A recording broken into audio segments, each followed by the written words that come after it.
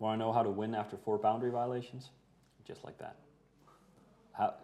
Michael Bolton, was this like an evener? Were you guys like, we're not going to have a 12-man? Like, let's just cut it down to 8 and see if we can win. Well, we saw the Rocapel team yesterday, and we were like, how can we improve?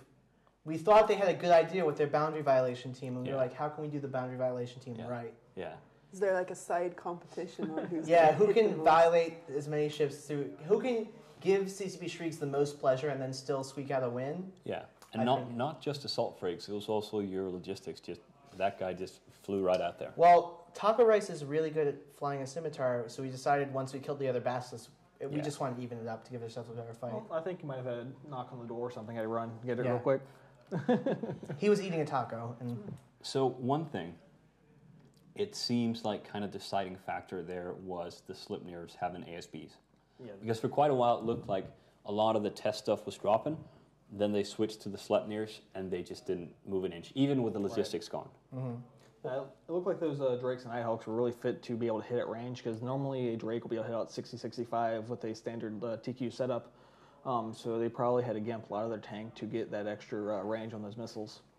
So you're going to have lower tank, not room to fit the ASBs on the Drakes and Nighthawks, which, like I said, the Tech 2 resists on the one of the Sleipnirs. Even though there is a kinetic hole in the Sleipnirs, definitely the ASBs won this for them.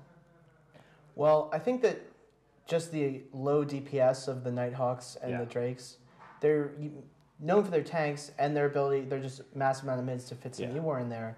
But even with the kinetic hole on the Slipnir, you're still not having enough DPS to really overcome that ASB quickly enough to not be losing your own DPS at the same time. Yeah. And now that fellow Super Taco or whatever. Taco Rice. Taco Rice. Super Taco. Super Taco. Super Taco is his new name. Even if this guy had stayed in range, they would have been having to take down Slipnirs with a logistics ship and ASBs, which just doesn't really seem like with also more tackle on the field as well. Well, it did look like the Sleipnirs were large ASB boosted, not extra large.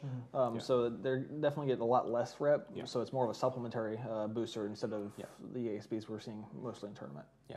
All right. I just want to ask one question, and then I think we're going to talk a little bit about Dust and a little bit about websites. So the question I wanted to pose just before this match started, and I kind of got interrupted rudely by the schedule, was about alt from one alliance flying for another team. Like we heard Red versus Blue, who have been tremendously good team. Like a lot of the big name players, a lot of the big name alliances have alts in Red versus Blue. Yeah. Like, are there people in Test or Goon Swarm, for example, that aren't selected for the tournament team who are like, oh, might as well fight for RVB? Well, I think it really depends on that team. Like RVB, I'm sure they're going to pick people they know, people they've seen flying around. So, I mean, if you're a member of one of these bigger alliances and you're very active, it's quite possible you're going to get picked. Yeah. But like I said, if you're not well known by these tournament captains, you're not. I actually know there are some alts that might not be on the teams in space, but are on the RVB team. Yeah. And it actually works out really good for them because all the intel that the main alliance gets, those pilots sort of go, well, why not give this to my friends in RVB, and then it immediately goes right into RVB. So that's really nice for them. But I think it's mostly pilots who think that they're sort of the B-level pilots for the really hardcore teams. Yeah. But they think they're good, and they say, well, I can help out RVB. RVB are cool guys.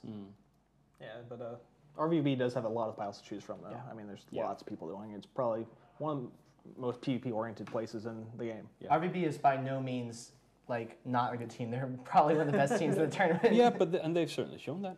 They look to be one of the top teams. So they lost the Proteus for disconnect yesterday, and they still killed Rote Capel. That's what you need to do next time. 1 disconnect, 4 boundary violations, just to up the ante a little bit. Yeah. Have that Super Taco guy. Yeah, I think Tess was just trying to get our blood levels up a little bit. We like exciting matches. Actually, it's just we're terrible, but. All right, so let's talk a little bit about websites. Yeah. So what are the things that you guys have been doing? I mean, I guess the new forums and all that stuff?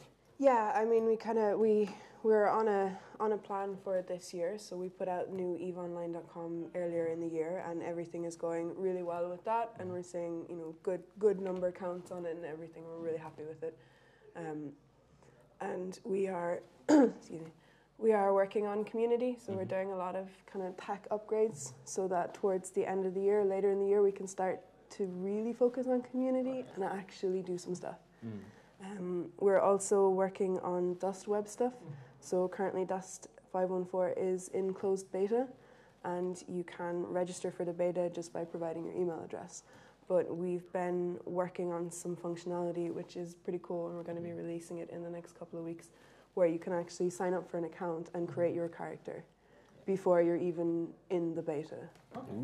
And the advantage here is that you can then go to the Dust forums and actually talk and chat and get to know people and participate there. And the big thing for us with that, not only is it really cool that you can create your character, but it's also our first internal web application that's using Crest. Okay. And this is really exciting for us, especially in web, because this is us playing with the new tech that the guys have been working on, and we will learn from it, and we will be able to see where else we can apply it and where we want to apply it on Eve websites and stuff. So. Because I know they talked a lot about Crest at FanFest, and it looks really interesting, so I'm excited to see it come out. Yeah. Michael Bolton, you've been playing a lot of Dust, haven't you? Yes, I have. Can you, in vague enough terms that we're not killing an NDA, describe how you feel about it? Is it exciting? Have you? Yes, it is exciting. It is exciting in very nondescript ways that I will not detail on live air. But there are guns. Yes. And there are vehicles. Yes. And they are fun. Would you say that it's a very good gun vehicle game? I would say that it's a pretty good gun vehicle game. I would say it's only going to get better. Every patch that comes out for the open beta makes it many, many times better than the previous patch. Have you been using the pad or the keyboard and mouse? Because you can do keyboard and mouse in Dust, by the way. I have been using the pad because I am a console aficionado, and I figure I got to be pure to the console power. You're not getting on the bandwagon. No. Listen, I just like the feeling of a joystick in my hands and imagine you do. getting it really sweaty because I have very sweaty palms. Yes. And then handing it off to my roommate and him having to wipe it off with a paper towel. All right. Well, I guess that's a little bit of a personal. Just want to let you know. A little anecdote in there. It's so my hands get so sweaty because it's just so much fun. Yeah, you're just owning so much. Yep. Well, I actually own quite hard. There is a certain gun that launches little things that go boom, and I run right up people and drop it on their feet, and it kills them pretty quickly, and I laugh. All right. Well, that's cool. I'm really happy. So. Are you playing with any of the other Eve players? Like, I know Sastro's been playing as well. Do you have a test thing going, or? We have a test thing going that we definitely don't post about on other forums that are not the Dust forums, because that would be very bad. Yes, very bad. But I do know the names in game of some other test people, and when we were in comms, we try and get together and sort of do elite things and use dropships and various... Improve KD ratios. Yes, improve KD ratios, elite PvP. A lot of times you'll join servers and stuff like that, and you'll see a lot of the same names you see in Eve. So it could be people just impersonating other players, or it might actually be them. So Michael Bolton, I is in fact me. It is not an impersonator. It is in fact you. Yes, in fact. All right. Next up, we have Northern Coalition versus Mildly Intoxicated. Now, I have been promised by a member of the Northern Coalition that they will do better today. Will that be enough? Their setup yesterday was extremely underwhelming. Yeah. And Uki's done extremely well in this tournament and past tournaments. He's the leader for Mildly Intoxicated's team, so I think I definitely would go for Mildly Intoxicated this match. I think that's what I'm leaning towards as well. Guarantees aside. Guarantees aside. What do you think, Michael Bolton? Well, a promise is a promise, but it wasn't promised to me. All right, so you can just... So I think that since they chose not to communicate with me and promise me anything, that I have to go with Mildly Intoxicated.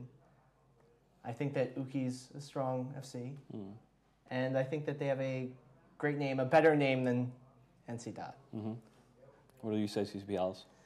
Well, I have Mildly Intoxicated circled here, so I'm going to stick with my... Yeah, me too. I think everything just works better when you're mildly intoxicated. Have you seen the Mitchell and Webb sketch about the, Illuminati or the something, where they basically claim that everything's better on like 1.5 pint beer? You should go watch that on YouTube. Not now, Granted, because you're watching the Alliance tournament, but sometime tonight when it's ending. Anyway, let's go see the match. All right.